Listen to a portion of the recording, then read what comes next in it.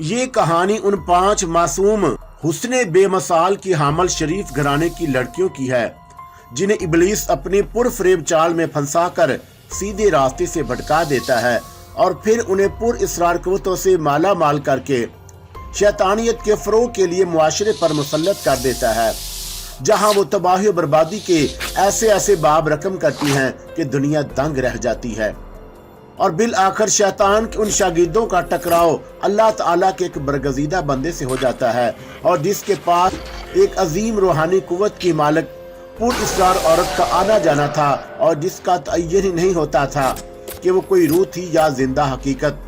اور یہ کہانی کا وہ موڑ ہے جہاں دلچسپیاں اپنے عروج پر پہنچ جاتی ہیں، اور پھر شیطان کے چیلوں اور بندگان خدا کے درمیان ایک انوکھی جنگ شروع ہو جاتی ہے، اور چشم تصور کو وہ یادگار مار کے دیکھنے کو ملتے ہیں جن سے کہانی کے اختتام تک آنکھیں ہٹائے نہیں ہٹتی۔ اب وہ ہیرے کہاں ہیں؟ اور میرے خاموش ہونے پر بہادر نے چونک کر پوچھا۔ وہ گلدان میں نے ایک بیکار سی چیز سمجھ کر حسینہ کو دے دیا تھا، اور کچھ نہیں کہا جا سکتا کہ حسینہ کی موت کے بعد اب وہ 1 کروڑ روپے کی مالیت کا گلدان کہاں ہوگا؟ اور میں نے مدھم لہجے میں جواب دیا، وہ گلدان یقیناً حسینہ کے سامان میں موجود ہوگا، اور اس کا سامان ہسپتال ہی میں اسٹور روم میں پڑا رہتا ہے۔ مجھے یقین ہے کہ ابھی تک کسی نے اس پر توجہ نہیں دی، اور ہمیں جلد سے جلد چندرار پہنچنے کی کوشش کرنی چاہیے۔ بہادر کہتا وہ ایک بار پھر اٹھنے کی کوشش کرنے لگا، اور اس مرتبہ وہ اپنی اس کوشش میں کامیاب ہو گیا۔ دن کا ہلکا سا اجالا پھیل رہا تھا، اور اس نے جیپ کا بونٹ اٹھا دیا اور انجن چیک کرنے لگا۔ بیٹری کا تار لوز ہو گیا تھا، اور اسے درست کرتے ہی انجن سٹارٹ ہو گیا۔ بہادر کی حالت اگرچہ زیادہ بہتر نہیں تھی، لیکن اس نے جیپ کو تیز رفتاری سے دوڑا دیا، اور بخار کے باعث اسٹیئرنگ پر اس کے ہاتھ کپ کپا رہے تھے۔ مشرقی افق پر سرخی پھیل رہی تھی، اور کچھ دیر کے بعد مورج طلوع ہو گیا۔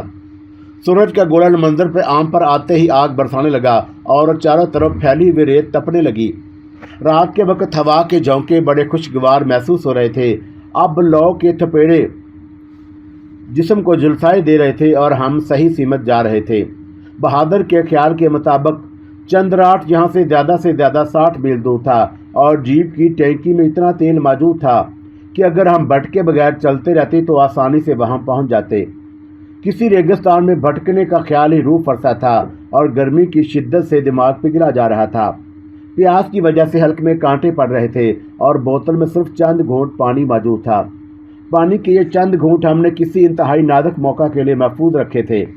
بہادر کی حالت بگڑنے لگی، اور میں نے اسے 1 گھونٹ پانی پینے کا مشورہ دیا، لیکن اس نے انکار کر دیا۔ اسٹیئرنگ اس کے قابو میں نہیں آ رہا تھا، ہاتھوں کا معمولی سا سہارا تھا، اور جس سے جیپ سیدھے رخ دوڑی جا رہی تھی۔ وہ ادھر دیکھو، وہ کیا ہے؟ اور بہادر نے سامنے قدرے دائیں طرف اشارہ کیا، اور میں نے چونک کر اس کی طرف دیکھا۔ ایک سیاہ نقطہ تھا جو لمحہ بے لمحہ واضح ہوتا جا رہا تھا۔ وہ کوئی جیپ تھی جو بڑی تیزی سے فاصلہ سمیٹ رہی تھی، اور اس جیپ کو دیکھ کر میرا دل لرز اٹھا۔ مجھے یہ سمجھنے میں دیر نہ لگی کہ رام داس ملہوترا ہم سے پہلے اس طرف پہنچ گیا تھا، اور اب بڑی تیزی سے ہماری طرف بڑھ رہا تھا، اور میری آنکھوں میں ویرانی چھا گئی، اور ہم ایک بار پھر وہیں پہنچ گئے جہاں سے چلے تھے۔ بہادر نے جیپ کو اپنی طرف بڑھتے دیکھنے کے باوجود جیپ کی رفتار کم نہیں کی۔ بہادر ادھر دیکھو، بائیں طرف، اور میں نے دوسری طرف اشارہ کیا، اور اس طرف سے بھی ایک جیپ تیز رفتاری سے ہماری طرف بڑھ رہی تھی، اور شاید ہمیں 2 طرف سے گھیرنے کی کوشش کی جا رہی تھی۔ اور میں خوفزدہ لہجے میں بڑبڑائی، اوہ ملہوترا کے ساتھی نہیں، پولیس کی جیپ ہے، اور جیپ پر لگا ہوا جھنڈا اس بات کی نشاندہی کرتا ہے۔ شاید کیپٹن گوپال سنگھ ہماری تلاش میں اس طرف آ نکلا ہے۔ اور بہادر نے جواب دیا۔ غور سے دیکھنے پر مجھے بھی اس طرف جیپ پر ایک چھوٹا سا جھنڈا لہراتا ہوا نظر آ گیا، اور اب مجھے قدر اطمینان ہو گیا کہ ملہوترا کے شکنجے میں آنے سے بچ جائیں گے۔ بہادر نے جیپ کی رفتار کچھ اور بڑھا دی، اور ہماری جیپ ان دونوں جیپوں کے درمیان رخ پر بڑھ رہی تھی، اور ان دونوں جیپوں کی رفتار میں بھی فرق نہیں آیا۔ فاصلے لمحہ بے لمحہ سمٹنے لگے، اور اب دونوں طرف کی جیپیں اتنی نزدیک پہنچ چکی تھی کہ ان میں بیٹھے ہوئے آدمی کو دیکھا جا سکتا، اور دائیں طرف کی جیپ میں ملہوترا اور اس کے دونوں ساتھی تھے، اور بائیں طرف والی جیپ میں کیپٹن گوپال سنگھ اور چند مسلح کانسٹیبل نظر آ رہے تھے۔ بہادر شاید ان دونوں جیپوں کے درمیان سے اپنی جیپ نکال کر لے جانا چاہتا تھا، اور اس کی نظریں دائیں طرف کی جیپ پر تھیں۔ शायद वो फासले का तयन करके फायरिंग की पॉइंट से दूर रहना चाहता था और मेरी नज़रें अचानक ही सामने एक बहुत बड़े खड्ड की तरफ उठ गईं और जीप तेजी से उस खड्ड की तरफ बढ़ रही थी। मैंने चीख कर बहादुर को उस तरफ मतवज्जा करना चाहा, लेकिन अब देर हो चुकी थी और जीप के पहियों ने ज़मीन छोड़ दी। जीप चंद लम्हे हवा में तैरती रही और फिर कलाबाजी खाती हुई एक ज़ोरदार धमाके की आवाज़ के साथ खड्ड की तह में जा गिरी। मैं जीप में गिरने से पहले ही बाहर जा गिरी थी और मेरे दिमाग में धमाके हो रहे थे और तारीकी में डूबे हुए ज़हन के साथ ही फायरिंग की आवाज़ भी समाज से टकरा रही थी। फिर मुझे कुछ मालूम नहीं कि मेरा जहन मुकम्मल तौर पर तारीकी में डूब गया। मेरी आंख एक फिर चंद्रहाट के छोटे से अस्पताल के बेड पर खुली और होश में आते ही सबसे पहले डॉक्टर बिमला का चेहरा नजर आया, जो मेरे ऊपर झुकी बाजू में इंजेक्शन लगा रही थी और उसकी आंखों में अजीब सा तासर था जिसमें कोई नतीजा ना अखज़ कर सकी। मुकम्मल तौर पर होश में आने के बाद मुझे बताया गया कि जीप के खड्ड में गिरते वक्त बहादुर उसमें फंसा रह गया और जिससे उसकी गर्दन और रीढ़ की हड्डी कई जगहों से टूट गई और उसने वहीं दम तोड़ दिया। मैं मोर्दाना तौर पर बाहर गिरने की वजह से जिंदा बच गई और चंद मामूली सी चोटों के सिवा मुझे ज़्यादा नुकसान नहीं पहुंचा। और ज़िंदगी में ऐसे अनोखे वाक़यात की कहानी कभी कभी इल्म में आती है और एक तरफ शैतान अपनी कोशिशों में लगा रहता है और दूसरी तरफ अल्लाह ताला ने अपने नेक बंदों को भी ताकत दी है कि वो शैतान की कोशिशों को नाकाम बना दें।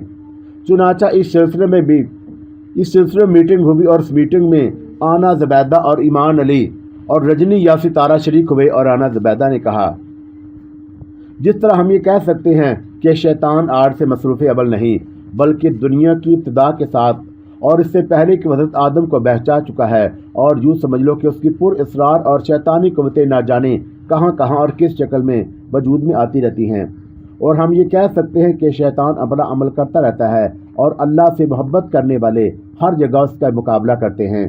चुनाचा जो उसका अपना अमल है और वह अपनी जगह हमसे कहा गया है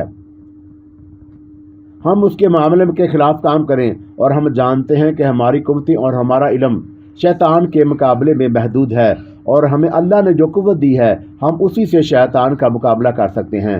उसमें पहली बात यह है कि हम अपने आप को शैतानी ख्यालात से दूर रखें और दूसरी बात यह कि हम अपने तौर पर अच्छा अमल करें और हमारे इल्म में भी जो शैतान का मारा हुआ नज़र आए हम उसके साथ फिर तावन करें। और मेरी बात तुम दोनों की समझ में आ रही होगी।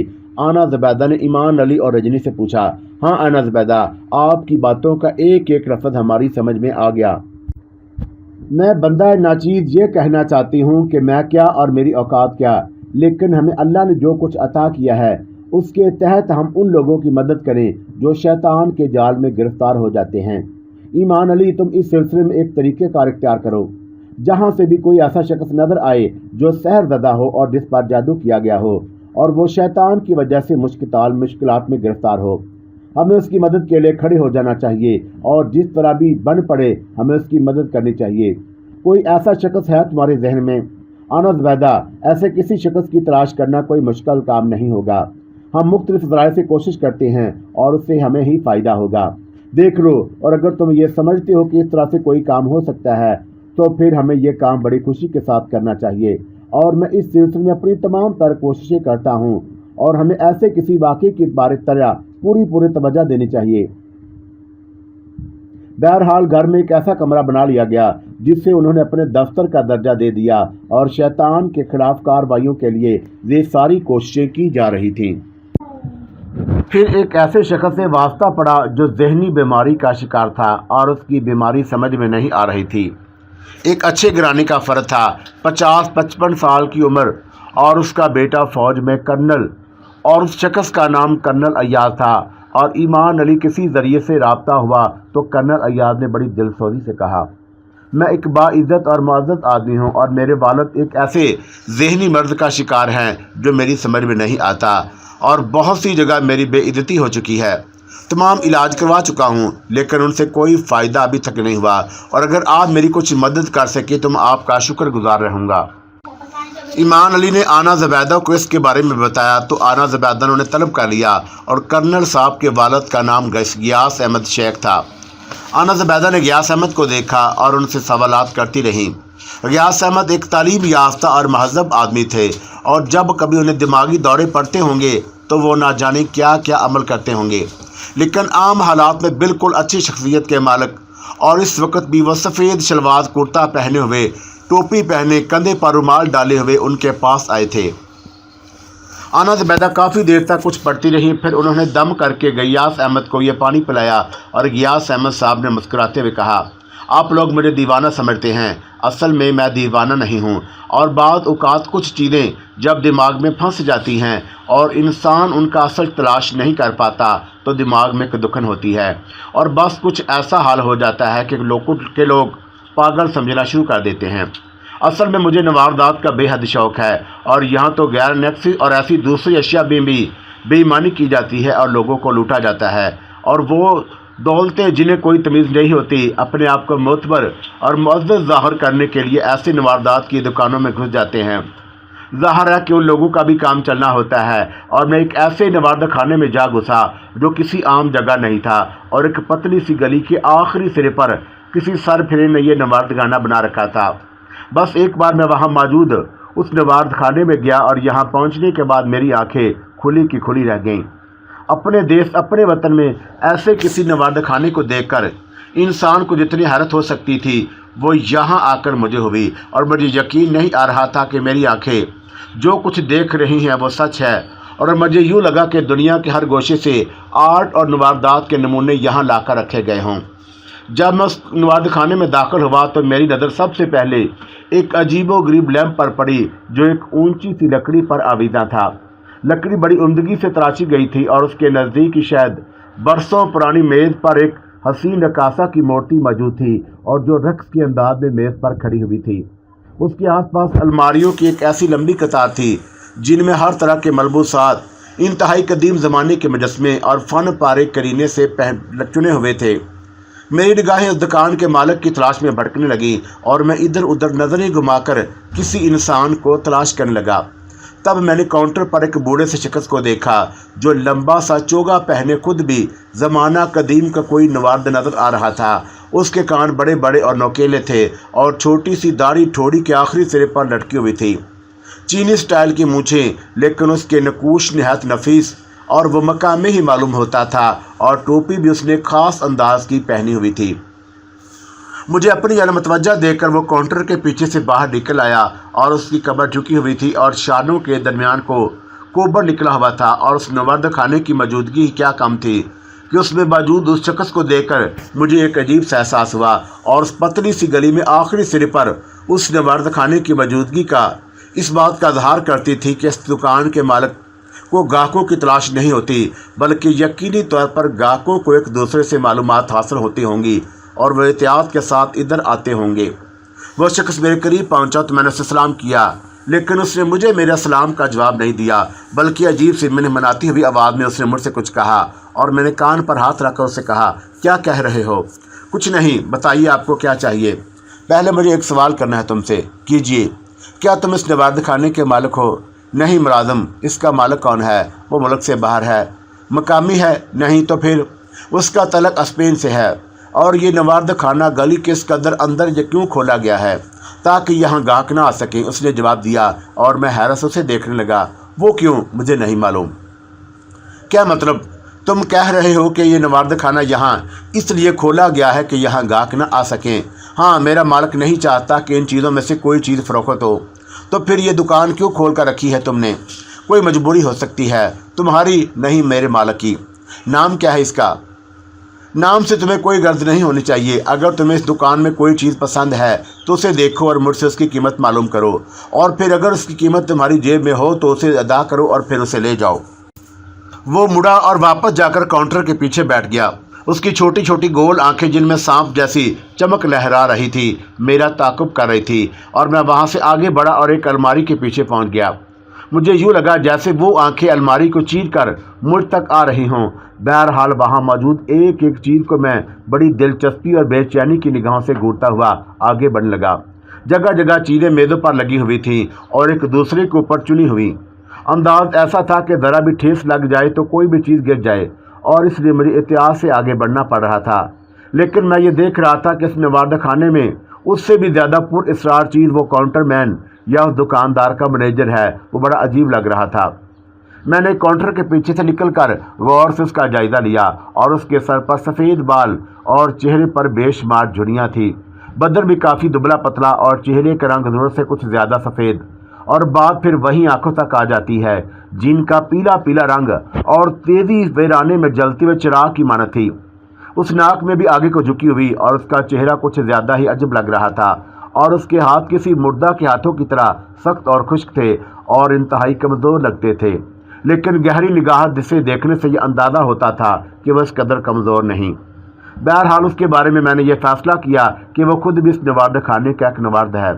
इस नवार्द खाने के मालिक ने बड़ी जिंदा दली का सबूत दिया है कि नवारदात की फ़रोख्त के लिए एक नादर शख्स को मुलाज़म रखा और उसने बदस्तूर अपनी मिन मनाती हुई आवाज़ में कहा, और आप देखेंगे कि दुनिया के बड़े बड़े नवार्द खानों में यहाँ जैसी चीज़ें आपको दस्तयाब नहीं होंगी।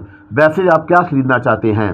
हथियारों के सेक्शन में आइए और ये देखिए दूसरी तरफ धार वाली तलवार, और अगर आप इसकी तारीख पर जाएं तो ये तलवार एक ऐसे जानबाज सिपाही की है जिसने अपनी तलवार से एक जंग में 33 अफराद को कत्ल किया था।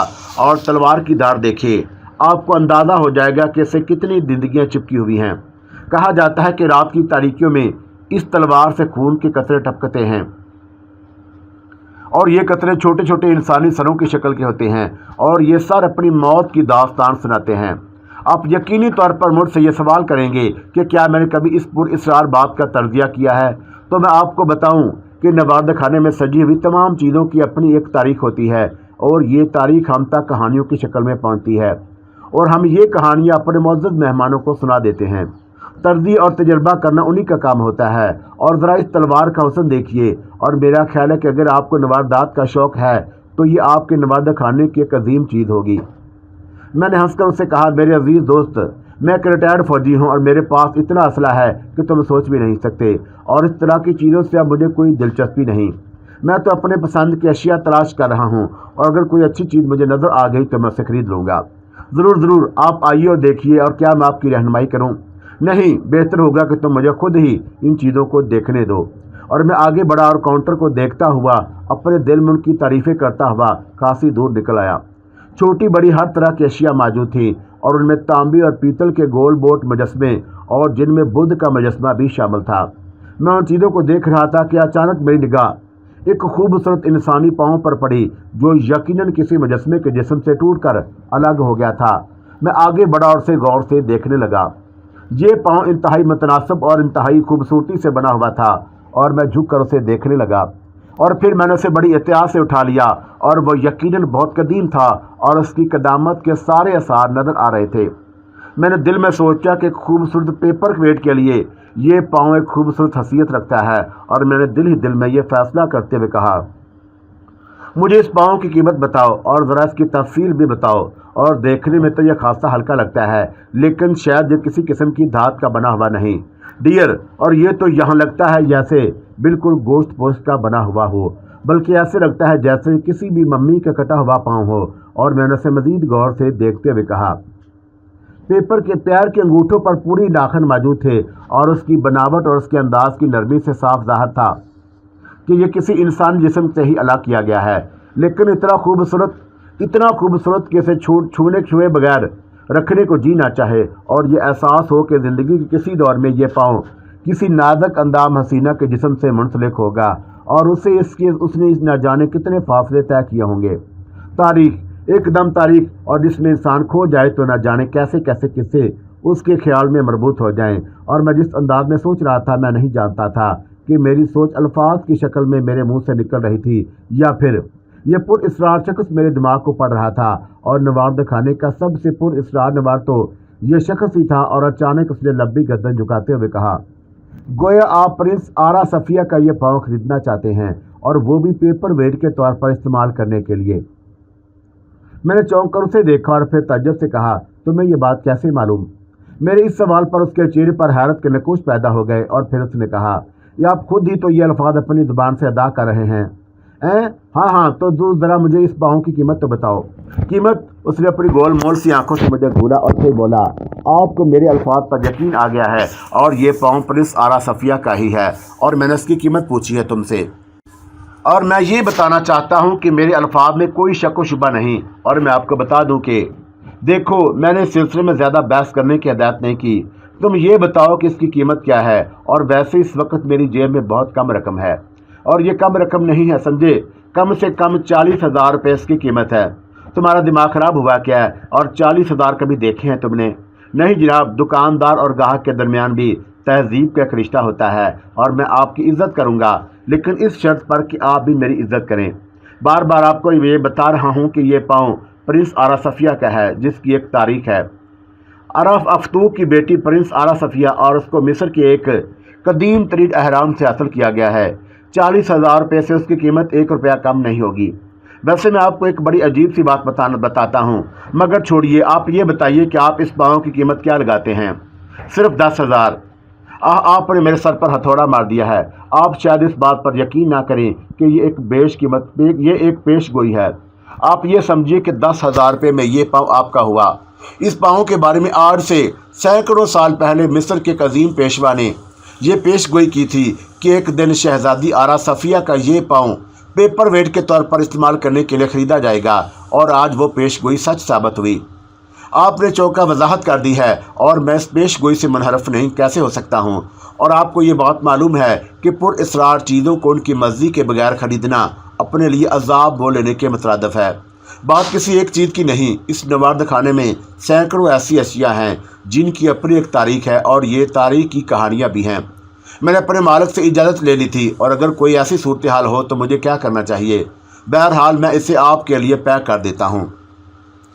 اس نے پاؤں میرے ہاتھ سے لیا اور ایک خوبصورت کیس میں اس کی پیکنگ کرنے لگا، اور میں آنکھیں بند کر کے گردن جھٹک رہا تھا اور سوچ رہا تھا کہ بس کسر اتنی سی ہے کہ اس نوارد خانے کو اس پتلی سی گلی کے آخری سرے پر کھولا گیا، ورنہ حقیقت ہے کہ یہ سیلز مین، مینیجر یا جو کوئی بھی ہے ان تمام اشیاء کو اس طرح فروخت کرے گا کہ شاید اس کی یہ کہانیاں اور نوارد خانے کا یہ انداز Guinness book of world record بن جائے۔ وہ بہت ہی دلچسپ آدمی تھا اور اپنا کام کرنا بخوبی جانتا تھا۔ اس نے کاغذ میں لپٹا ہوا پاؤں میری طرف بڑھاتے ہوئے کہا، ویسے مجھے یقین ہے کہ افطوک کو اس واقعے سے سخت صدمہ ہوگا، چونکہ پرنس آرا صفیہ اس کی چہیتی اور اکلوتی بیٹی تھی، اور افطوک اس سے بے پناہ پیار کرتا تھا۔ آخرکار مجھے ہنسی آ گئی اور میں نے کہا، محترم بزرگ، کہیں آپ خود ہی تو آرا افطوک نہیں؟ جس طرح آپ یہ ساری کہانی سنا رہے ہیں، اس سے ظاہر ہوتا ہے کہ آپ کا تعلق براہ راست شہزادی آرا صفیہ سے ہے، اور آپ آرا افطوک ہیں یا پھر اور کچھ نہیں تو اس کے قریبی مشیر ہیں۔ ویسے میرا خیال ہے کہ آپ کا تعلق اس دورانیے سے تو نہیں۔ بوڑھا آدمی کچھ لمحے عجیب انداز سے میری صورت دیکھتا رہا، اور پھر 10,000 کے نوٹ گنتے ہوئے اس نے اپنی جیب میں رکھ لیے اور اس طرح کاؤنٹر پر جا بیٹھا جیسے روٹ گیا ہو، اور میں ہنستا ہوا وہاں سے لوٹ گیا۔ مجھے ایک عجیب سی مسرت ہو رہی تھی۔ خیر، بوڑھے سیلز مین کی سنائی ہوئی کہانی تو اس طرح قابض توجہ نہیں تھی اور اس پر بہت زیادہ غور کیا جائے، لیکن بہرحال پاؤں اس قدر خوبصورت تھا کہ میری کسی مخصوص حص کو تسکین پہنچی تھی۔ اصل میں ہوتا یہ ہے کہ بعض اوقات کسی کی کہی ہوئی بات جو کسی بہت مؤثر پیرائے میں کی جائے یا کہی جائے بڑی حیثیت کی حامل ہوتی ہے، اور میں نے اپنے نوارد خانے میں اپنی چھوٹی سی خوبصورت میز پر کاغذات کے اوپر اس پاؤں کو رکھ کر اس کا جائزہ لیا اور اش کرنے لگا۔ مجھے نہ جانے کیوں یہ یقین ہو رہا تھا کہ واقعی مصر کی کسی شہزادی کا ہی پاؤں ہے، اور میں نے ایک طرح سے اس سلطنت کی سب سے بڑی شے حاصل کر لی ہے۔ بہرحال کافی دیر تک میں اس پاؤں کا جائزہ لیتا رہا، اور ویسے تو نوارد خانے کا مجھے بے پناہ شوق تھا، اور ایک دائرے میں رہ کر میں انہیں ایسی حالت میں جس میں مالی طور پر برداشت کر سکوں میں نے نوارد خریدنے اور جمع کیے تھے، لیکن یہ پاؤں حاصل کر کے مجھے یوں لگ رہا تھا جیسے میں نے بہت بڑا خزانہ حاصل کر لیا۔ بہرحال اس کے بعد میں اپنے معاملات میں مصروف ہو گیا۔ میری بہت سی ذمہ داریاں تھیں جن میں پورا کرتا رہا، اور پھر بے پناہ تھک گیا۔ اس وقت میں بڑی تھکن محسوس کر رہا تھا اور نیند نے میرے دماغ کو بوجھل کر رکھا تھا۔ بہرحال میں اپنے کمرے میں داخل ہوا، اور یہ بات میں شاید بتانا بھول گیا کہ کمرے میں ایک ہی گوشہ یعنی میرا بیڈ روم کا ایک حصہ میرا نوارد خانہ تھا، اور وہیں میں نے ایک بڑے حصے کو اپنے ذوق کی تسکین کا مرکز بنا لیا تھا۔ اس دن میں جیسے ہی کمرے میں داخل ہوا، خوشبو کا ایک ہلکا سا جھونکا میری ناک سے ٹکرایا، اور یہ کچھ بڑی ہی عجیب قسم کی خوشبو تھی، انتہائی خوشگوار، اور ایسی خوشبو جو اس دور میں رائج نہیں تھی۔ میں اسے مشک، سندل اور نہ جانے کیسی چیزوں کا امیزہ کہہ سکتا ہوں، اور میرا اندازہ تھا کہ یہ ہزاروں سال پرانی خوشبو ہے، لیکن اس کا مرکز میری سمجھ میں نہیں آیا اور میں نے ایک لمحے کے اندر اندر اپنے آپ کو سنبھالا اور لباس تبدیل کرنے کے بعد اپنے بستر پر جا کر لیٹ گیا۔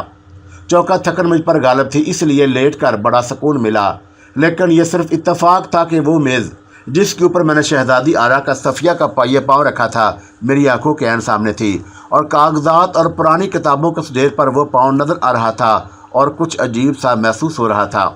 ایسے لگتا تھا جیسے لیمپ کی روشنی میں اس پاؤں کو اپنا فوکس بنا رکھا ہو۔ بہرحال کچھ لمحے میں اپنی اس نئی خرید کو دیکھتا رہا اور اس کے بعد میں نے ہاتھ بڑھا کر بیڈ لیمپ بجھا دیا اور تھکن کی وجہ سے نیند میری آنکھوں میں تیرنے لگی اور نہ جانے کتنی دیر ہو گئی، اور پھر مجھے ایک دم یوں لگا جیسے میرے اندر کوئی اور وجود جاگ اٹھا ہو یا میری روح کی آنکھ کھل گئی ہو، اور پھر میری روح نے خوابوں کی وادیوں کی جانب سفر کرنا شروع کر دیا۔ میں نے خواب میں اپنے اس کمرے کو دیکھا جس میں میں سویا ہوا تھا، اور یہ منظر اتنا واضح اور مکمل تھا کہ مجھے یوں لگا جیسے میں سو نہیں بلکہ جاگ رہا ہوں، اور میں بند آنکھوں سے لیکن جاگتے ذہن سے کمرے کے ماحول کو دیکھ رہا تھا، اور یہ منظر میرے سامنے چند لمحوں کے بعد اچانک ہی گڈ مڈ ہونے لگا۔ مجھے یوں لگا جیسے اب ہر چیز الٹ پلٹ ہو رہی ہو، اور کھٹ کھٹ کرنے کی آواز بھی آ رہی تھی۔ الماریاں اور کرسیاں زور زور سے گر رہی تھی اور ان میں گہرا کالا دھواں نکل رہا تھا، اور پھر میں نے اس میز کی جانب دیکھا جس پر آرا صفیہ کا پاؤں رکھا ہوا تھا، اور دوسرے ہی لمحے میرے ہونٹ حیرت سے سکڑ گئے۔ میرے دیکھتے ہی دیکھتے اس کٹے ہوئے پاؤں میں حرکت ہوئی، اور وہ میز پر رکھے ہوئے کاغذات اور کتابوں پر کسی مینڈک کی طرح اچھلنے اور کودنے لگا، اور میرا دماغ حیرت سے سن ہو گیا تھا۔ میں اب اس منظر کو دیکھ ہی رہا تھا کہ یک یوں لگا جیسے کمرے کے اندر کوئی موجود ہو، اور ایک ایسی شخصیت جو ایک ٹانگ سے محروم، اور کیونکہ میں نے جو آواز پہلی بار سنی تھی وہ کچھ ایسی ہی تھی جیسے کوئی ایک ٹانگ کا شخص اچھل کر آگے بڑھ رہا ہو، اور پھر میں نے دروازے سے پردہ ہٹتے ہوئے دیکھا، اور میری نگاہیں ایک ایسے چہرے پر پڑیں جسے دیکھ کر انسانی ذہن کا توازن بگڑ جائے۔ اتنا ہی حسین اور خوبصورت چہرہ جو ایک نوجوان لڑکی کا تھا، اور اس کا رنگ سرخ و سفید اور مصری حسن و جمال کا ایک مکمل نمونہ۔ اس کی آنکھیں بڑی بڑی اور بھویں ترچھی تھیں، اور ستواں ناک یونانی دیویوں کی ناکوں کو بھی شرمائے ہوئے تھا، اور اس کی خوبصورت ناک کے قریب اس کے بڑے بڑے رخسار اور ناک ہونٹ عجیب بہار دکھا رہے تھے، اور چہرے سے ہٹ کر نئی نگاہیں اس کے سراپے سے الجھ گئیں۔ حسن و جمال کے اس دیوی کا جسم انتہائی گداز اور پرشباب تھا، اور اس کے سڈل بازو پر کالے رنگ کی مٹی کا بنا ہوا ایک عجیب بازو بند بنا ہوا تھا جس کی شکل سانپ سے مشابہ تھی، اور اس کے سینے پر بالوں کی کٹی چھوٹی چھوٹی چوٹیاں سانپ کی بڑھ لہرا رہی تھی، اور جسم پر ایک انتہائی بیش قیمت اور بھاری لباس پہنا ہوا تھا۔ میرے لیے یہ سب کچھ اجنبی اور ایک عجیب سا احساس رکھنے والی چیز تھی۔ میں ایک طرح سے ماحول کے سیر میں گرفتار ہو گیا، اور نہ جانے کیوں کر میرے کانوں میں نواردات کے بوڑھے مالک کے الفاظ گونجنے لگے جو اس نے کہے تھے، اور یہی کہ بوڑھا فرعون یقیناً اس واقعے پر رنجیدہ ہوگا کیونکہ اسے اپنی بیٹی سے بے حد پیار تھا، اور یہ سب کچھ میں نہ جانے نیند کے عالم میں دیکھ رہا تھا یا سوچ رہا تھا کہ میں جاگ رہا ہوں، اور اپنی اس کیفیت کا مجھے کوئی اندازہ نہیں ہو رہا تھا۔ بہرحال اس وقت میری آنکھوں کے سامنے جو حسینہ نظر آ رہی تھی وہ لازمی طور پر پرنس آرا صفیہ ہی تھی، اور میں اسے سر سے پاؤں تک دیکھنے لگا، اور میری آنکھیں اس کی خوبصورت لڑکی کے نیچے در پر آ کر ٹانگ میں، اور میں دیکھ کر یہ ششدر رہ گیا کہ اس کا داہنا پیر ٹخنوں کے پاس سے کٹا ہوا ہے، اور وہ صرف ایک پاؤں کے سہارے چل رہی تھی، اور میں نے دیکھا کہ اس کی آنکھیں اس میز پر جمی ہوئی تھی جس پر اس کا کٹا ہوا پیر رکھا تھا، اور میرا دل دہل کر رہ گیا جب میں نے اس کی غزالی آنکھوں میں آنسو چھلکتے ہوئے دیکھے، اور میز پر اس کا کٹا ہوا پاؤں اب بھی اسی طرح اچھل کود رہا تھا۔ پھر ایک اور حیرتناک بات ہوئی، اس کی ہونٹوں سے کوئی آواز نکلی، اور مجھے یوں لگا جیسے جل ترنگ بج اٹھا ہو، اور اس نے قدیم مصری زبان میں اپنے کٹے ہوئے پیر کو مخاطب کر کے کچھ کہا، اور اس وقت مجھے بے حد تعجب ہوا جب میں نے اس کے جملے کو یوں سمجھ لیا جیسے یہ زبان میرے لیے اجنبی نہ ہو، اور شہزادی نے کہا تھا، میرے رفیق، میرے ہمدم، میں نے ہمیشہ تجھے اپنے ساتھ رکھا، اور کتنا خیال رکھتی تھی میں تجھے عطر اور گلاب سے دھوتی، اور میں تجھے ایسے زیورات سے آراستہ کرتی جنہیں مصر کی عورتوں نے کبھی خواب میں بھی نہیں دیکھا، اور میں تجھے کتنا یاد کرتی ہوں تو نہیں جانتا۔ جواب میں نے ایک اور آواز سنی، اور یہ آواز پاؤں سے نکلی، اور وہ کہہ رہا تھا، ہاں آرا صفیہ، تیرے حسین جسم سے جدا ہو کر میں نہ جانے کیسے عذاب بھگت رہا ہوں، اور اب میں کسی ازاری چیز کی طرح بک چکا ہوں۔ تیرے تاجر عاشق نے جسے تو نے قبول کرنے سے انکار کر دیا تھا، آج تجھ سے بدلہ لے لیا ہے اور اس نے مجھے بہت معمولی قیمت پر فروخت کر کے تجھے ذلیل کرنے کی سازش کی ہے۔ وہ بدنصیب جس نے مجھے تیرے جسم سے جدا کیا تھا اور جس نے تیرے مقبرے میں نقب لگائی، اسی بدمعاش تاجر کا آدمی تھا۔ وہ چاہتا تھا کہ تو اپنے پیر سے محروم ہو کر اس قابل نہ رہ جائے کہ اسے اس محفل میں جا سکے جو عالم ارواح میں منعقد ہوتی ہے، اور آخر کار وہ کامیاب ہو گیا۔ میری ملکہ، میں تجھ سے جدا ہو کر یہاں ان لوگوں کے درمیان پڑا ہوں اور خود کو کوس رہا ہوں، لیکن میں تجھے اب بھی مل سکتا ہوں، اور اگر تو میرے موجودہ مالک کو وہ قیمت ادا کر دے جو اس نے مجھے حاصل کرنے میں خرچ کی ہے، بول کیا تو وہ قیمت مجھے ادا کر سکتی ہے؟ اور میں دنیا کی انسان نہیں ہوں، عالم ارواح میں میرا مقام ہے، بے شک، لیکن اب میں وہ نہیں دے سکتی۔ میں کچھ بھی نہیں ہوں اور کچھ بھی نہیں ہے میرے پاس۔ اور وہ سسکیاں بھرنے لگی۔ میں اپنی جگہ سے اٹھ کر کھڑا ہوا، اور یہ سب کچھ بھی عالم تصور اور عالم خواب میں ہی تھا، اور میری آواز ابھری اور میں اپنی جگہ سے اٹھ کر کھڑا ہوا۔ زمانہ قدیم کی مصری شہزادی، میں اتنا بے رحم نہیں ہوں کہ تیرے جسم کے کسی حصے کو ناجائز طور پر اپنے قبضے میں رکھوں، اور یہ میری جنم سے تحفہ قبول کر، اور میں تجھے اسی طرح لنگڑا کر چلتے ہوئے نہیں دیکھ سکتا۔ ایک مکمل حسن جو پاؤں سے محروم رہے، یہ نہیں ہو سکتا، میں نے کہا، اور اپنی جگہ سے اٹھ کر پاؤں اپنے ہاتھ میں پکڑا اور دونوں ہاتھ میں رکھ کر اس کی جانب بڑھا دیا۔ اچانک اس کے چہرے پر خوشی کی لہریں دوڑ گئیں، اور اس کا چہرہ پھول کی مانند کھل اٹھا، اور اس کی آنکھوں سے ممنونیت ٹپکی۔ وہ بے اختیار آگے بڑھی، حالانکہ آگے بڑھتے ہوئے وہ لڑکھڑا رہی تھی۔ اس نے میرے ہاتھوں سے پیر کو لیا اور پھر اس طرح اپنے کٹے ہوئے جسم کے ساتھ جوڑ لیا جیسے ہم لوگ جوتا پہنتے ہیں۔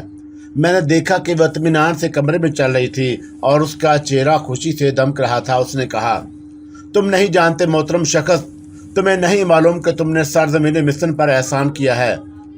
راہ افسو کتنا خوش ہوگا، اور وہ جو مجھے لنگڑاتا دیکھ کر خون کے آنسو روتا تھا، اور وہ جس نے میرے لیے ایسا انتہائی مضبوط مقبرہ بنوایا تھا اور جس میں کوئی نہ پہنچ سکے، اور میرا مردہ جسم اس مقبرے میں آج بھی موجود ہے۔ آؤ، میں تمہیں اپنے عظیم باپ سے ملاتی ہوں۔ تم نے مجھے ایک ایسی چیز دی ہے جو کوئی بھی کسی کو نہیں دے سکتا۔ آؤ میرے ساتھ آؤ۔ میں تیار ہو گیا، اور پھر اس نے اپنا بازو پر بندھا ہوا چھوٹا سا زیور نکالا اور اسے ٹھیک اس جگہ میز پر رکھ دیا جہاں اس نے کٹے ہوئے پیر کو رکھا تھا۔ اور میں نے دیکھا کہ اس بازو بند کی شکل ایک ایسے چھوٹے سے سانپ کی تھی، اور جس نے اپنا چھوٹا سامان اٹھا رکھا تھا، اور وہ کہنے لگی، یہ بازو بند بھی وہی کام کر دے گا جو میرا پاؤں دے رہا تھا۔ اور پھر اس نے اپنا خوبصورت ہاتھ آگے بڑھایا اور میرے ہاتھوں کو اپنے ہاتھ میں لے لیا۔ اس کا ہاتھ برف کی طرح سرد تھا، اور میرے جسم میں سردی کی ایک لہر دوڑ گئی۔ مجھے یوں لگا جیسے میرے کمرے سے نکل کر کھلی فضا میں آ گیا اور خلاؤں میں تیر رہا ہوں۔ کچھ لمحے تک مجھے صرف نیلا آسمان اور نیچے نیلے سمندر کے سوا کچھ دکھائی نہ دیا، اور پھر کچھ لمحات گزرے اور میں نے دیکھا کہ ایک عظیم الشان اہرام کے پاس پہنچ گئے ہیں، اور قرب و جوار میں تا حد نظر ریگستان پھیلا ہوا تھا، اور اس میں یہ اہرام سر اٹھائے کھڑا ہوا تھا۔ پہاڑیوں کے بیچوں بیچ ہم آگے بڑھتے رہے، اور پھر آرا صفیہ مجھے ایک ایسی سرنگ کے دہانے پر لے آئی جو اندر سے بے حد تاریک نظر آ رہی تھی۔ اس نے ایک مشعل روشن کی اور میرے پیچھے آنے کا اشارہ کرتے ہوئے آگے بڑھنے لگی۔ پھر ہم بڑی بڑی 12 دریوں اور سجے سجائے کمروں سے گزرتے ہوئے ان سیڑھیوں تک جا پہنچے جو زمین کے اندر تک بہت نیچے جا رہی تھی۔ یوں لگتا تھا جیسے یہ جگہ ہزاروں سال پہلے کی دریافت ہو۔ کمروں کی بناوٹ اس بات کی گواہ تھی کہ لاکھوں انسانوں نے اس کو مل کر بنایا ہوگا، اور اس پر کروڑوں روپے کی لاگت آئی ہوگی۔ سیڑھیاں اتر کر ہم ایک لمبی راہداری میں پہنچ گئے۔ دیواروں پر دونوں جانب پرندوں اور حشرات الارض کی تصویریں مجسم حالت میں آویزاں تھیں۔ ہم ایک ایسے حال میں پہنچے جس کی خوبصورتی کا اظہار الفاظ میں نہیں کیا جا سکتا۔ تمام در و دیوار منقش تھے، اور ان پر سونے اور چاندی کی پتریاں چڑھی ہوئی تھیں۔ یہ ایک بہت ہی وسیع اور بڑا حال تھا، اور اندر کی تاریکی میں جا بجا مشعلیں روشن تھیں، اور یہ عظیم حال اس ملجگی روشنی میں بے حد پر اسرار اور پرسکون نظر آ رہا تھا۔ اور پھر میری نگاہ حال کے آخری سرے پر رکھی ہوئی اس کرسی پر جا ٹھہری جس میں ہیرے اور جواہرات سے جڑے ہوئے تھے، اور جس پر نگاہ نہیں ٹھہرتی تھی۔ میں نے دیکھا کہ اس کرسی پر ایک بوڑھا شخص بیٹھا ہوا ہے، اور اس کے سر پر رکھے ہوئے سنہری تاج کے ہیرے آنکھوں کو بند کیے دے رہے تھے، اور ایک لمحے میں اندازہ ہو جاتا کہ وہ قدیم مصر کا فرعون ہے۔ उसके सारे जिस्म पर सोने और चांदी के बेशुमार जेवरात आरास्ता थे और उसका चेहरा बर्फ की तरह सफेद। उसकी लंबी सी दाढ़ी लटक रही थी और उसके पीछे गुलामों का गिरोह मुअद्दब खड़ा था। उसके दाएं और बाएं हर तरफ फैली हुई हाल की वसतों में कुर्सियों पर वो सारे फिरौन बैठे हुए थे जिन्होंने सदियों मिस्र पर राज किया था। हाल में पहुंचते ही फिरौन बूढ़े फिरौन की तरफ देखकर शहजादी ने मुझसे कहा, तुम इस वक्त मेरे बाप के रूबरू हो और इनसे मुलाकात करो। मैंने अदब से झुककर सलाम किया तो फिरौन के होठों पर मुस्कुराहट फैल गई। आरा सफिया ने अपने बाप से कहा, मुकद्दस बाप, मुझे मेरा पैर वापस मिल गया और इस शख्स ने मेरे मौसम ने मुझे आज दोनों पैरों पर खड़ा कर दिया। चारों तरफ से मदम मदम आवाज़ें उभरने लगी और जिनमें मुझे खराज तहसीन पेश किया गया और मैंने देखा कि अजीम फिरौन का चेहरा खुशी से दमकने लगा। उसने अपनी बड़ी बड़ी बोझल आंखें खोलकर मुझे देखा और कहने लगा, जहन्नम की सजाओं की कसम, मैं अपने मौसम का शुक्रगुजार हूँ और मेरे मौसम मांगो, तुम क्या मांगते हो? मैं तुझसे शहजादी आर्या सफिया मांगता हूँ और कुछ नहीं चाहिए मुझे। मैंने जवाब दिया और बूढ़े फिरौन की भुवें सिकुड़ गईं और उसने कहा, तुम कौन हो और तुम्हारी उम्र क्या है? मैं जो कुछ भी हूँ, तुमने मुझसे कुछ मांगने की बात की थी और मैंने तुमसे कुछ मांग लिया, लेकिन मैं तुम्हें वो नहीं दे सकता क्योंकि तुम एक जिंदा इंसान हो और हम रूह हैं। बहरहाल हमने जो मांगना था तुमसे मांग लिया।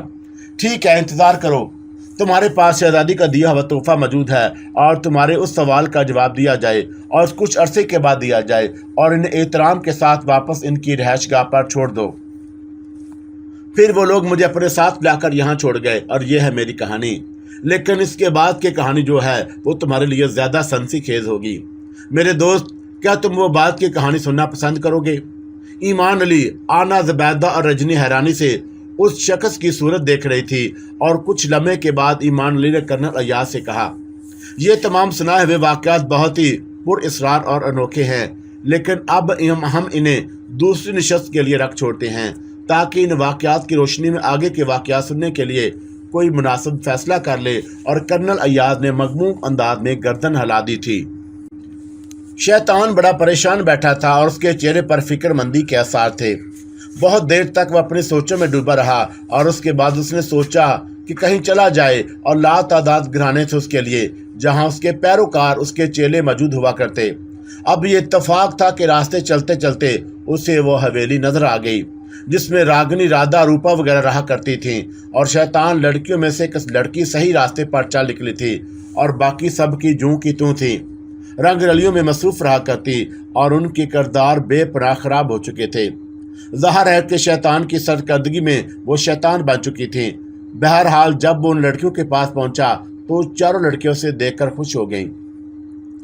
आशीष बुगौनत, तुम हमारे आइडियल हो और जब तुम हमारे पास आ जाते हो तो हमें यूँ लगता है जैसे हमारा महबूब हमारे पास आ गया। मगर तुम सब मिलकर भी मेरे मिशन को इस तरह नहीं चला रहे जिस तरह मैं चलाना चाहता हूँ और तुम नहीं जानते कि मेरे ऊपर क्या क्या जिम्मेदारियाँ हैं।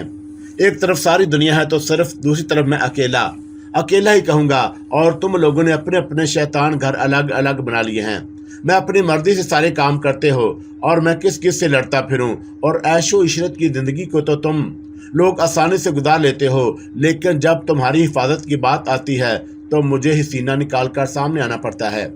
तुम लोगों में इतनी हिम्मत भी नहीं कि अपने तौर पर मेरे उन दुश्मनों से मुकाबला करो जो दिन रात मुझे तबाह करने और मुझे बर्बाद करने की फिक्र में रहते हैं और मुझ पर इतने ज़र्रे पड़ते हैं रोज़ाना कि मेरा सारा वजूद लहूलुहान हो जाता है। ला हौल वला कुव्वत के डर से मेरे सारे वजूद को देर कर रख देते हैं और फिर मैं किसी गोशी में बैठकर अपने ज़ख्मों पर मरहम लगाता हूँ और नए ज़ख्मों के लिए तैयार होने के लिए। अरे बेवकूफ़ो, मैं तो ये चाहता हूँ कि तुम सारी दुनिया को मेरा पैरोकार बना दो और मेरे खिलाफ बात करने वाला कोई शख्स रोए ज़मीन पर ना रहे, लेकिन तुम में से किसी में इतनी हिम्मत नहीं कि तुम ये काम नहीं कर सकते। काश मेरे वो पुराने चेले जिंदा होते जो मेरे मिशन को बड़ी आमादगी के साथ आगे बढ़ाते थे, मगर उन्हें भी मौत ने दबोच लिया और काश मैं तुम लोगों पर से मौत हटा सकता। आपके वो पुराने चेले कौन थे? शीश बुगौनत, राधा ने पूछा। अरे हजारों लाखों नाम है, चंगेज खान, हलाकू खान, हिटलर, नेहरू, फिरौन, नमरूद, शद्दाद, और ये सारे के सारे मेरे पैरोकार थे और मेरी हदायत पर अमल करते थे। लेकिन इस तरह के कभी कभी तो मैं भी उनसे खौफजदा हो जाता और वो अपने जैसे इंसानों पर इतना जुल्म करते कि बयान से बाहर है। खैर वो लोग मौत का शिकार हो गए और उनके बाद भी बहुत से लोग आए। और एक बात बताइए आशीष भगोनत, रागिनी ने सवाल किया। हाँ बोलो। जमाना कदीम के शद्दाद नमरूद वगैरह तो जो जुल्म इंसानों पर करते थे वो आज के इंसानों के सामने तो मामूली सा जुल्म होता है। वो ज्यादा से ज्यादा किसी मुल्क पर हमला करके वहां कत्लेआम कर दिया करते और उनका तरीक़ेकार बिल्कुल मुख्तलिफ था। लेकिन अब तो ऐसे ऐसे हथियार बनाए गए हैं कि इंसानों के शहर तबाह हो जाएं, मुल्क तबाह हो जाएं। जरासीमी हथियारों से इंसान पिघल कर रबड़ का बन जाता है और सांस घुटने से मर जाता है। एटम बम फेंक दीजिए तो पता चलता है कि सदियों इस इलाके में जिंदगी नहीं पैदा हुई और उस दौर का इंसान ज्यादा जालिम था या इस दौर के हथियार बनाने वाले, और ये तो इनसे कहीं ज्यादा जालिम हैं। हाँ है, मगर जंगें होती कहाँ हैं? सारी दुनिया जंगों के खौफ से एक जगह जमा होकर खड़ी हो जाती है। और पहले की दूसरी बात थी, लश्कर कशी होती, गर्दनें उछलती, खून बहता और तलवारें चलती। क्या हसीन मंजर होता था इंसान की तबाही का। बहरहाल हम लोग गलत बहस में पड़ गए हैं। मैं बहुत परेशान हूँ। क्यों आशीष भगोनत?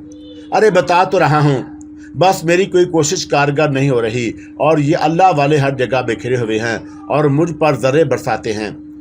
अब इन सब को ले लो। इन्होंने ठेका ले रखा है कि दुनिया की बेहतरी का, और ये ठेकेदार कुछ ज़्यादा ही पैदा हो गए हैं। आप किन साहब की बात कर रहे हैं? बाबा आलम हैं, हकीम अरशाद अली नाम है उनका और बाबा आलम कहलाते हैं। बस मैं अगर किसी को मुश्किल में गिरफ्तार कर दूं और वह हकीम अरशाद अली के पास पहुंच जाए तो समझ लो हकीम साहब मेरी जान के पीछे पड़ जाते हैं। मेरे बहुत से चेलों को शदीद नुकसान पहुंचा है और अब उस लड़की को देख लो जिसे मैंने दुनिया की हर खुशी दी। जानती हो उसने अपनी वो कुव्वत वापस कर दी, बल्कि उसे आग में जला दिया है जो मैंने उसे दी थी। कौन सी कुव्वत? जून बदल लेने वाली। और अब वो कुछ नहीं बन सकती, सिर्फ इंसान है और बड़ी अल्लाह वाली बन रही है। और आजकल उन लोगों ने मेरे खिलाफ एक महाज खोल रखा है, यानी ये कि वो इंसानों से पूछते हैं कि उन्हें क्या तकलीफ है और उन इंसानों से जो मेरे सताए हुए हैं, और फिर उनका इलाज करने में मसरूफ हो जाते हैं। पहला अमल शुरू किया है उन्होंने और मैं भी ऐसे नाको चने चबवाऊंगा कि वो भी याद रखेंगे। रजनी भी शामिल है उनमें, राधा ने सवाल किया।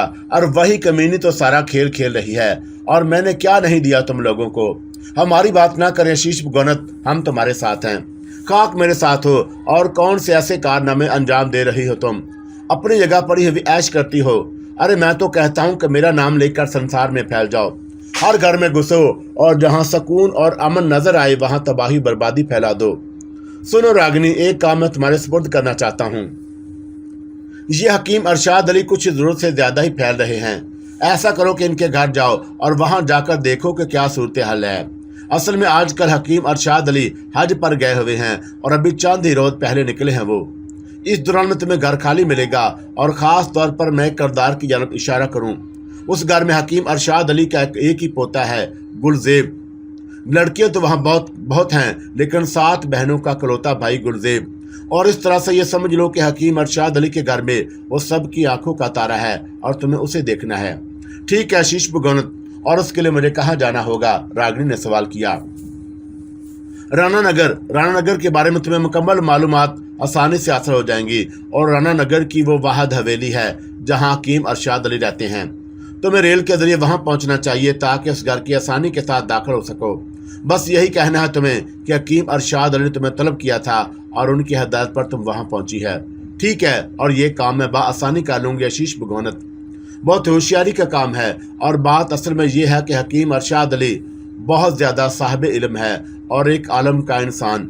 उसने अपने इल्म से ना जाने क्या क्या चक्कर चलाए हुए हैं और उसकी जान अपने पोते में है। और गुलजेब का मुकम्मल तौर पर हमारे कब्जे में होना चाहिए।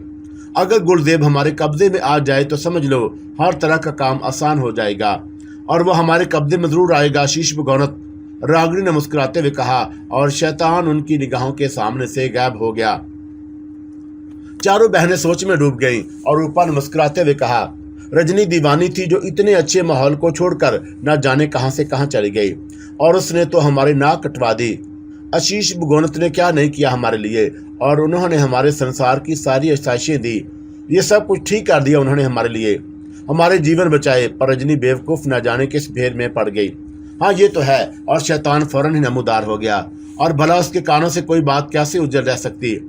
कहने लगा कि इश्क का चक्कर चला है उस पर, पागल हो गई एक लड़के के लिए और उसका नाम साहल है, लेकिन मैंने भी सोच लिया है कि उसी के हाथों रजनी को मरवाऊंगा और उसी के हाथों, और जरा सी फुर्सत मिल जाए तो फिर उस तरफ भी जाकर देखूंगा। और ये कहकर वो दोबारा गायब हो गया। राधा ने अफसोस भरे लहजे में कहा, मारी जाएगी सुसरी, और बेमौत मारी जाएगी। भला आशीष भगोने से झगड़ा मोल लेना कौन कोई मामूली बात है। बहरहाल रागिनी जाने की तैयारियां करने लगी और बड़ा खूबसूरत लिबास उसने अपने जिस्म पर पहना और एक मॉडर्न लड़की के रूप में अपने छोटे से अटैची के साथ बाहर निकल आई। बाकी सारे काम उन लोगों के लिए मुश्किल नहीं थे और सारी आसानियां उन्हें हासिल थी। वो राणा नगर के बारे में मालूमात हासिल करके रेल में बैठ गई और अकेली मॉडर्न लड़की रेल में सबकी तवज्जो का बायस थी। कई नौजवान लड़के ललचाई हुई नजरों से उसे देख रहे थे और रागिनी दिल ही दिल में मुस्कुरा रही थी। हालांकि उसकी उम्र इतनी ज्यादा नहीं थी, लेकिन शैतान की कुर्बत में उनके किरदार जो इस कदर बिगड़ चुके थे, अब खुद भी आदि शैतान बन गई थी। और उसके अलावा शैतान ने उन्हें जो कुव्वतें दी थी, उन कुव्वतों ने उन्हें खूब मगरूर कर दिया था। रागिनी का यह सफर जारी रहा था और यहाँ तक कि रात हो गई और उस वक्त रात के 3 बजे थे जब वो राणा नगर के स्टेशन पर पहुंची। ट्रेन रुकी और उसने झांक कर बाहर देखा तो उसे राणा नगर का साइन बोर्ड नजर आया और वह अपने अटैची लिए नीचे उतर गई। कुछ और मुसाफिर भी उतरे और सारा माहौल बाएं बाएं कर रहा था। रागिनी सोचने लगी कि इस वक्त उसे क्या करना चाहिए। खौफ और दहशत का नामो निशान नहीं था उसके दिल में। और उसी वक्त एक ज़ईफ सा आदमी उसके करीब पहुंच गया। बेटी अकेली हो? रागिनी ने बेखौफी से उसे देखा और बोली, जी बाबा जी, रात के 3 बजे हैं, कहाँ जाओगी? बाबा जी, मुझे हकीम अरशाद अली की हवेली जाना है। अरे तुम हकीम अरशाद अली के मेहमान हो? हाँ बाबा जी, उन्होंने मुझे बुलाया है। क्या तुमने उन्हें खबर की थी कि तुम आ रही हो? बस यही तो गलती हो गई बाबा जी, मुझे नहीं मालूम था कि रेल इतनी देर में राणा नगर पहुंचेगी। पहली बार आई हो? हाँ बाबा जी। बेटा, इस वक्त तो अगर तुम हवेली जाओगी भी तो वहाँ तुम्हें सब सोए हुए मिलेंगे। जी ऐसा तो है बाबा जी, और मैं तुमसे फौरन ये बात कहता हूँ बेटा कि तुम मेरे साथ चलो और सुबह को तुम हकीम अरशाद अली की हवेली चले जाना। मैं खुद वहाँ तुम्हें पहुँचा कर आऊँगा। और नौजवान बच्ची हो, कोई भी गलत बात हो सकती है। मेरा मतलब है कि अगर ऐसा कोई तुम्हें कहे भी तो तुम उस बात को कबूल मत करना। और मैं ये करता हूँ कि तुम्हारे साथ यहीं बेंच पर बैठ जाता हूँ। सुबह को तांगा करके तुम्हें ले जाऊँगा और यहाँ कम अज़ कम इतनी रौनक ज़रूर रहती है, रात भर के तुम्हें कोई मुश्किल पेश ना आएगी। नहीं बाबा जी, मुझे अपने आप पर एतमाद है। आप बहुत अच्छे इंसान मालूम होते हैं। अगर मुझे अपने घर ले चलेंगे तो मुझे कोई एतराज़ नहीं होगा। मेरा घर यहाँ से ज़्यादा फासले पर नहीं बेटा, मगर है कच्ची सी झोंपड़ी। कोई बात नहीं बाबा जी। और बूढ़ा आदमी रागिनी को अपने घर ले गया। बीवी और 2 बच्चे थे उसके। बहरहाल सब जाग गए और वो खुद भी कहीं से आया था। रागिनी को आराम के लिए जगह दे दी गई और रागिनी को भला किसी एक इंसान से क्या खौफ महसूस होता। बहरहाल वो आराम से सो गई और सुबह को बूढ़े बाबा की बीवी ने उसे जगाया और खूब दिन चढ़ चुका था। रागिनी ने मुस्कुराती निगाहों से उसे देखा और बोली, माँ जी आप? हाँ, मैं रहीमुद्दीन की बेबी हूँ और उन्होंने मुझे तुम्हारे बारे में सब कुछ बता दिया है। मगर बेटा, तुम्हें शायद इस बात का इल्म नहीं कि हकीम अरशाद अली तो इन दिनों हज पर गए हुए हैं। उफो, और ये तो बड़ी परेशानी हो गई। असल में उन्होंने मुझे बुलाया था अपने पास और मैं उनके दोस्त की बेटी हूँ। उनके दोस्त का इंतकाल हो चुका है और उन्होंने कहा था कि मुझे हवेली में ही रहना है। बेटा, वहाँ तुम्हें और कोई नहीं जानता? नहीं, कोई भी नहीं जानता। हकीम साहब जब शेर आया करते थे तो मेरे घर रहा करते, और वो तो बहुत बड़े आदमी हैं बेटा और बहुत बड़े जिम्मेदार हैं यहाँ के। बूढ़े रहीम बाबा ने नाश्ते वगैरह का इंतज़ाम कर लिया और उसे फरागत हासिल करने के बाद रागिनी एक तांगे में बैठकर हकीम अरशाद अली की हवेली चली गई। वैसे तो खैर उसके पास बहुत से ज़राए थे और किसी भी तरह हकीम अरशाद अली की हवेली में जा सकती थी, लेकिन वो एक इंसान ही की हैसियत से वहाँ फरोकश होना चाहती थी और उसे गुरजेब को अपने हुस्न का शिकार बनाना था। और ये काम रागिनी के लिए मुश्किल नहीं था। बहरहाल वो हकीम अरशाद अली की हवेली पहुँच गई और हकीम अरशाद अली के सेक्रेटरी फ़ारूक अली ने दफ्तर में उससे मुलाकात की तो रागिनी ने कहा, मुझे हकीम साहब ने अपने पास बुलाया था और मैं उनके दोस्त शहजाद अली की बेटी हूँ। ये काफ़ी दिन पहले की बात है और कोई 3 महीने से ज़्यादा पहले की। उन्होंने मुझसे कहा था बेटा कि यहाँ अकेली रहती हो और शहर में मेरे पास हवेली आ जाओ। बहुत बड़ा घर है तुम्हारे लिए, वहाँ काफ़ी जगह है, मगर मुझे नहीं मालूम था कि वो हज पर चले गए हैं। तो कोई बात नहीं बेटा, वो हज पर गए हैं तो वापस आ जाएंगे। तुम परेशान क्यों होती हो? बस इतना काफ़ी है कि तुम हकीम साहब के दोस्त की बेटी हो और आओ मैं तुम्हें अंदर पहुँचाए देता हूँ। راگنی 7 بہنوں کے درمیان پہنچ گئی اور بڑا خوبصورت ماحول تھا گھر کا۔ ہنستے بلتے لوگ، حویلی کے پچھلے حصے میں بڑے بڑے درختوں پر جھولے پڑے ہوئے، اور یہ ساون کا مہینہ تھا اور مست گٹائیں اور آسمان پر چھائی رہتی۔ راگنی یہاں ایک خاص منصوبے کے تحت آئی تھی، لیکن یہاں آنے کے بعد کئی بار اس کا دل عجیب انداز میں ڈول گیا تھا۔ یہ ماحول تو انتہائی خوبصورت تھا اور اسے بہت پرانی باتیں یاد آ رہی تھی۔ اس وقت جب اس کا باپ زندہ تھا اور اپنی بیٹیوں سے بہت زیادہ محبت کرتا تھا، اس نے ان کے لیے بھی ایسے جھولے ڈلوا رکھے تھے، اور حکیم ارشاد علی کی 7 بیٹیوں نے اس کے ساتھ بہت اچھا سلوک کیا اور اسے مزید تفصیلات معلوم ہو چکی تھیں۔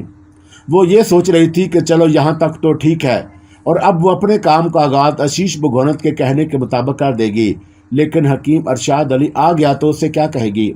ظاہر ہے کہ اس کا کوئی ایسا دوست نہیں تھا، لیکن پھر اس نے سوچا کہ جو ہوگا دیکھا جائے گا، اور اس وقت اگر روپوش ہونا پڑا تو روپوش بھی ہو جائے گی۔ بہرحال وہ ان لوگوں کے درمیان ہنسی خوشی رہنے لگی، اور اس گھر کے ایک فرد کی حیثیت اسے دے دی گئی، اور اس بات نے بھی اسے بہت زیادہ متاثر کیا۔ اور پھر اس نے پہلی بار گلزیب کو دیکھا، نرم و نازک سا حسین سا لڑکا، اور جس کے چہرے سے شرافت ٹپکتی، اور اس وقت وہ گلزیب کے سامنے نہیں آئی۔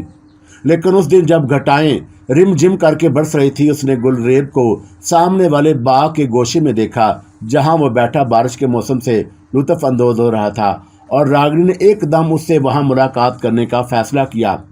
بارش کی وجہ سے تمام لوگ کونوں خدروں میں چھپے ہوئے تھے اور کوئی بھی آس پاس نظر نہیں آ رہا تھا۔ وہ چوری چھپے اس جگہ پہنچ گئی جہاں گلزیب موجود تھا، اور پھر وہ ایک زوردار آواز کے ساتھ گلزیب کو اس جھونپڑی نما جگہ میں پہنچ گئی جہاں وہ بیٹھا ہوا تھا، اور اس کی دلکش آواز سن کر گلزیب چونک کر اسے دیکھنے لگا تھا، اور راگنی کا پورا بدن پانی میں بھیگا ہوا تھا۔ اس وقت حسن و شباب کا ایک ایسا مجسمہ گلزیب کی آنکھوں کے سامنے تھا، اور جسے دیکھ کر اگر کوئی انسان اپنے حواس میں قابو رکھ سکے تو پھر وہ انسان نہیں کچھ اور ہی کہلا سکتا تھا۔ بہرحال گلزیب اسے دیکھتا رہ گیا، اور راگنی اپنے چہرے پر بہنے والا پانی پوچھنے لگی، اور پھر اس نے دلکش آواز میں حسین آنکھوں کے گلزیب کو دیکھتے ہوئے کہا، ایسی بارش، اللہ توبہ۔ گلزیب کھڑا ہوا اسے دیکھتا رہا، اور راگنی نے پھر کہا، معافی چاہتی ہوں آپ کو تنگ کیا، آپ آرام سے بیٹھے ہوئے تھے۔ آپ کون ہیں؟ گلزیب نے سوال کیا۔ اوہ ٹھیک تو ہے، اور آپ بھلا مجھے کیسے جانتے ہوں گے؟ آپ کی مہمان ہوں، اور جمیلہ ہے میرا نام، اور راگنی نے یہی نام ان لوگوں کو بتایا تھا۔ ارے ہاں، مجھے آپ کی آمد کے بارے میں بتایا گیا تھا، بلکہ مجھ سے تو یہ کہا گیا تھا کہ میں آپ کی پردہ نشینی کا خیال رکھوں، اور اس لیے تو میں آپ تک پہنچی ہی نہیں۔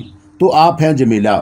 خوب پردہ نشینی کا خیال رکھا آپ نے، اور اب آپ مجھے اس حال میں دیکھ رہے ہیں، اور میں آپ سے یہاں بھاگ کر اندر بھی نہیں جا سکتی، اور پورا بدن بھیگا ہوا ہے۔ گلزیب کے سارے وجود میں چونٹیاں سے ریگنے لگیں، اور کمپٹیوں سے آگ نکلنے لگی اس مجسمہ حسن کو دیکھ کر، اور وہ بھی اس عالم میں کہ سارا لباس بدن سے چپکا ہوا اور بدن کے ہر نقش کو نمایاں کرتا ہوا، اور تکش بھی ایسے کہ انسان دیکھ کر پتھر کا ہو جائے۔ اور راگنی نے شرمانے کی اداکاری کرتے ہوئے کہا، کیسے دیکھ رہے ہیں مجھے؟ میں معافی چاہتا ہوں، بس لیجئے، عجیب سے انسان ہے آپ، بات بات پر معافی مانگنے لگتے ہیں، اور اس میں معافی کی کیا بات ہے؟ اور میں خود ہی تو آئی ہوں آپ کے پاس۔ جمیلہ آپ کو یہاں کوئی تکلیف تو نہیں ہے؟ راگنی نے مسکراتے ہوئے کہا، مجھے بتا دیجیے اور میں کوشش کروں گا کہ آپ کی یہ تکلیف دور ہو سکے۔ بس آپ سے ملتا رہنا چاہتی ہوں، نہیں ملوں گی تو مجھے تکلیف ہوگی۔ اور گلزیب اس کے لب و لہجے میں کھو گیا، اور اب اس سے بڑی دعوت اور کیا ہو سکتی تھی، اور وہ بے اختیار ہو گیا، اور اس نے ایک قدم آگے بڑھا کر کہا، کیا واقعی؟ حالانکہ میں نے آپ کو پہلے کبھی نہیں دیکھا، لیکن اب دیکھنے کے بعد مجھے دکھ ہو رہا ہے کہ میں نے آپ کو پہلے کیوں نہیں دیکھا۔ اور پھر وہ جمیلہ، آپ معافی چاہتی ہوں، بہت زیادہ بولنے کی عادت ہے مجھے، اور اب میری معافی مانگنے کا وقت آیا ہے۔ نہیں، اس میں معافی کی کیا بات ہے، اور آپ نے تو میرے دل کی بات کہہ دی۔ اگر آپ کے دل میں بھی میرے لیے کوئی جگہ پیدا ہو سکتی ہے جمیلہ، تو میں یہ چاہتا ہوں کہ مجھے اپنے دل میں کوئی مقام دے دیجیے۔ آپ یقین کریں میں کوئی برا انسان نہیں، لیکن بس کبھی کبھی کوئی اس طرح بے اختیار ہو جاتا ہے، اور مجھے اس کے بارے میں پہلے معلوم نہیں تھا، اب پتہ چلا ہے۔ چلیے، آپ کو پتہ تو چل گیا، آپ کب مل رہے ہیں آپ یہ تو بتا دیجیے۔ جب آپ کہیں، رات کو جب سب لوگ سو جائیں تو ایک بڑے پچھلے باغ میں۔ میں آپ کو جگہ بتاؤں، اور وہ جو سامنے آپ ایک کیبن دیکھ رہی ہیں نا، وہ خالی رہتا ہے، اور ہماری ملاقات وہاں ہوگی۔ ٹھیک 1 بجے، راگنی نے کہا، اور پھر بولی، اور اب یہاں مجھے اس طرح نہیں رہنا چاہیے، اور یہ تو دن کا وقت ہے، اور اگر کوئی نکل آیا تو مجھے آپ کے ساتھ دیکھ کر اسے شک ہو جائے گا۔ جاؤں؟ اور یہ الفاظ آپ مجھ سے پوچھ رہی ہیں؟ اچھا جاتی ہوں، راگنی نے کہا اور مسکراتی ہوئی وہاں سے چل پڑی۔ کچھ دیر کے بعد اس کمرے میں آ گئی جو اسے رہنے کے لیے دیا گیا تھا، اور یہ بھی حویلی کے پچھلے حصے میں ہی تھا، اور راگنی نے وہاں سے باہر نکلنے کے لیے ایک عمدہ راستہ بھی تلاش کر لیا۔ اس کی ہونٹوں پر مسکراہٹ تھی اور جو کام اسے سونپا گیا تھا اس کا آغاز اس نے کر دیا، لیکن اس کی نگاہوں میں گلزیب کا چہرہ تھا۔ اتنا سادہ، اتنا معصوم انسان مصیبت میں گرفتار ہونے والا ہے، اور شیش بھگونت اس کا گھر کو تباہ و برباد کرنا چاہتا ہے تو دکھ کی بات۔ اور کتنے ہنستے بستے لوگ ہیں، ایسے لگتا ہے جیسے ان کی زندگی میں کوئی دکھ آیا ہی نہ ہو۔ ان ہنستے بستے لوگوں کو اجاڑنا، تباہ کرنا، برباد کرنا ایک تکلیف دہ کام ہے، لیکن بہرحال شیش بھگونت کا حکم سب سے آگے، اور اس نے سوچا اور اپنے آپ کو پرسکون کرنے کی کوشش کرنے لگی۔ حویلی قدیم و جدید طرز تعمیر کا قدیم شاہکار تھی، اور یہ حویلی ڈاکٹر ارشاد علی کی پشتوں کی پرانی حویلی تھی۔ باپ دادا پردادا کے دور سے یہ حویلی قائم چلی آ رہی تھی، اور اس کے پرانے حصے بسیدہ ہو چکے تھے، لیکن حویلی کی شان اور بزرگوں کا نام برقرار رکھنے کے لیے ان حصوں کو مرمت کرایا جاتا رہا تھا، اور وہ اب بھی خاصی مضبوط حالت میں نظر آتی تھی۔ ان میں کوئی ایسی بات نہیں تھی جو پریشانی کا باعث ہوتی یا اس کے گرنے کا کوئی خطرہ ہوتا۔ حویلی کا ایک حصہ بالکل ویران پڑا رہتا، اور یہ عظیم و شان چبوترا تھا۔ اس میں 3 درے بنے ہوئے تھے، اور ان دروں کے اوپر وسیع و عریض گنبد تھا، اور یہاں ایک عجیب و غریب خاموشی اور سناٹا طاری رہتا، لیکن کوئی نہیں جانتا تھا کہ یہاں بھی آبادی ہے۔ اور اس وقت بھی اس آبادی میں 3 بزرگ قسم کے لوگ بیٹھے ہوئے آپس میں باتیں کر رہے تھے، اور ان کے چہروں پر گہری سنجیدگی طاری تھی۔ اور کچھ لمحے خاموش رہنے کے بعد ایک نے کہا، ہمیں اپنا فرض ادا کرنے کے لیے تیار ہو جانا چاہیے۔ شیطان حویلی کے دروازوں سے اندر داخل ہو چکا ہے، اور اصل میں قبلہ محترم کی غیر موجودگی سے وہ فائدہ اٹھانا چاہتا ہے، مگر ہمیں تو اپنی ذمہ داریاں پوری کرنی ہیں۔ میرا خیال ہے کہ اس شیطان زادی کا مقابلہ مختلف انداز میں ہی کرنا چاہیے، اور وہ شیطان کی شاگرد ہے، اور شیطان اسے بہت سی قوتیں دینے کے بعد یہاں بھیجا ہے۔ اب دیکھنا یہ ہے کہ وہ کس طرح اپنا کام کا آغاز کرتی ہے، اور ہمیں اسی کے داؤ پر ماریں گے۔ وہ اپنے کام کا آغاز کرتی نہیں ہے بلکہ کر چکی ہے۔ آج شام جب دل تھل بارش ہو رہی تھی، اس نے گلزیب کو دیکھا، اور اس کے بعد بارش میں بھیگتی ہوئے اس کے پاس پہنچ گئی۔ اس نے گلزیب پر اپنے بدن کا جادو چلا دیا، اور گلزیب جو ایک نوجوان اور معصوم سا لڑکا ہے اس سے متاثر ہو گیا، اور وہی شیطانی عمل۔ اگر وہ محبت کا پیغام کسی اور انداز میں گلزیب تک پہنچاتی تو شاید ہمیں مشکلات کا سامنا کرنا پڑتا، لیکن اس شیطانی عمل نے، اس کے بدن کی لطافتوں نے جس کام کا آغاز کیا ہے اس کا خاتمہ کرنا بھی ہمارے لیے آسان ہو جائے گا۔ تو پھر کوئی منصوبہ بنائیے تاکہ ہم اس کا صحیح انداز میں مقابلہ کر سکیں۔ ایک بات بھی دماغ میں رکھنا، شیطان اپنی ساری قوتوں کے ساتھ مصروف عمل ہوا ہے، اور اسے یقیناً اس بات کا علم ہوگا کہ عصیم صاحب کے گھر پر موجود نہیں ہے، اور ان کی غیر موجودگی میں ان کے گھر پر تباہی کے بادل برسا دیے جائیں، چنانچہ وہ خود پوری قوت سے کام کرے گا۔ تو ہم کس لیے ہیں؟ حکیم صاحب نے ہماری ڈیوٹیاں لگائی ہیں کہ ان کی غیر موجودگی میں ہم ان کے گھر کا تحفظ کریں، کیونکہ قبلہ محترم نے جن لوگوں کو فیض پہنچایا ہے وہ ان کے ہمدرد ہیں، اور جنہیں اس کے سلسلے میں ناکام ہونا پڑا وہ الگ ہیں۔ آپ میرا مطلب سمجھ رہے ہوں گے۔ میں خاص طور سے اس شیطان کی بات کرتا ہوں جو اب یہاں سے مردود ہو چکا ہے، لیکن حکیم صاحب پر وار کرنے کے لیے ہر وقت تیار رہتا ہے۔ خیر اس کی بات چھوڑو، اور اب مسئلہ یہ ہے کہ ہمیں اپنے کام کا آغاز کس طرح کرنا چاہیے۔ مشورہ کر لیتے ہیں آپس میں۔ اور ان تینوں نے سر جوڑ کر بیٹھتے ہوئے کہا، اور اس کے بعد وہ دیر تک آپس میں صلاح و مشورہ کرتے رہے۔ ان کی آواز سرگوشی میں ابھر رہی تھی، اور اس پر پرہول ماحول میں ان تینوں کے سفید لباس چمک رہے تھے، اور آخر کار وہ تینوں اٹھ کر کھڑے ہوئے، اور انہوں نے فضا میں ہاتھ بلند کیے اور دھواں بن کر فضا میں تحلیل ہو گئے۔ راگنی ان تمام باتوں سے بے خبر اپنی آرام گاہ میں آرام کر رہی تھی، اور گلزیب کا سراپا اس کے ذہن میں گردش کر رہا تھا، اور وہ اس کے بارے میں سوچ رہی تھی۔ گلزیب ایک انتہائی حسین نوجوان تھا، اور راگنی کے دل میں اس کے لیے ایک عجیب سا احساس ابھر رہا تھا، لیکن پھر اس نے اپنے احساس کو ذہن سے جھٹک دیا۔ کیا بے وقوفی کی بات ہے، اور میں تو شیش بھگونت کی پجارن ہوں، اور مجھے ان تمام باتوں سے کیا دلچسپی ہو سکتی ہے؟ نہیں، بالکل نہیں، اور مجھے یہ کام بالکل نہیں کرنا چاہیے، اور میرا دل تو میرا اپنا ہے ہی نہیں۔ میرے دل کے کسی گوشے میں ایسی کوئی بات آنی ہی نہیں چاہیے۔ غلط ہے یہ، اور سب کچھ غلط، اور میں تمام باتوں پر توجہ نہیں دوں گی۔ रात को उसे मिलना है और मैं अपनी रिहाइश गाह से बाहर जाऊंगी और उसे मिलूंगी। बहरहाल रागिनी इन तमाम बातों के लिए तैयार हो गई और जिस जगह उसका क़याम था वहां से थोड़ा सा फासला तय करने के बाद वो उस आलीशान हवेली के अकबी हिस्से से निकल सकती थी और उसके बाद लंबा फासला तय करके उस जगह तक पहुंच सकती जहां उसे जाना था। लेकिन जब रात गहरी हो गई और ये अंदाज़ा हो गया कि हवेली के सारे मकीन गहरी नींद सो चुके हैं, तो वह अपनी जगह से उठी और उसने अपने वजूद को संवारा और थोड़ा सा श्रृंगार किया और इंतहाई दिलकश नज़र आने लगी। फिर वह दबे पांव हवेली के अंदरूनी हिस्से से बाहर निकल आई, लेकिन अचानक उसे ठटक कर रुक जाना पड़ा और थोड़े फासले पर 2 पहरेदार मौजूद थे। दरवाजे से उनका फासला ज़्यादा नहीं था और वो पूरी तरह मसला थे और उसी अंदाज में टहल रहे थे जैसे पहरा दे रहे हों। रागिनी के चेहरे पर तशवीश के आसार फैल गए और उसे पहले से इल्म नहीं था कि यहाँ रात को चौकीदार भी मौजूद होते हैं और वो बड़ी परेशानी के आलम उन पहरेदारों को देखती रही। कम वक्त टस से मिस नहीं हो रहे थे और ये तो परेशानी की बात है, अब क्या किया जाए, उसने दिल में सोचा और फिर वह वापस पलटी और एक गोशी में पहुंचने के बाद उसने अपनी जून बदली और नागन का रूप डाल लिया और खूबसूरत सफ़ेद नागन का जिस्म मुख्तियार करने के बाद वो रेंगती हुए दरवाजे से बाहर निकल आई और उसने देखा कि इस वक्त वो दोनों पहरेदार वहाँ मौजूद नहीं हैं। वो गालबन उस जगह पहरा देने के बाद यह कहीं फासले पर निकल गए थे और मुमकिन है कि हवेली के दूसरे हिस्सों में गए हों। चुनाचा वो आगे बढ़ने लगी। उसने फैसला किया था कि अभी जून तब्दील करने की जरूरत नहीं और जब उस जगह पहुंच जाएगी जहां गुलजेब से मिलने का वादा किया था और उसने तो अपना हुलिया और जिस्म बदल लेगी। चुनाचा वो एक मखसूस रास्ता अख्तियार करके बल खाती हुई आगे बढ़ने लगी। आसमान पर चांद चमक रहा था और फिजा में तेज़ रोशनी फैली हुई थी।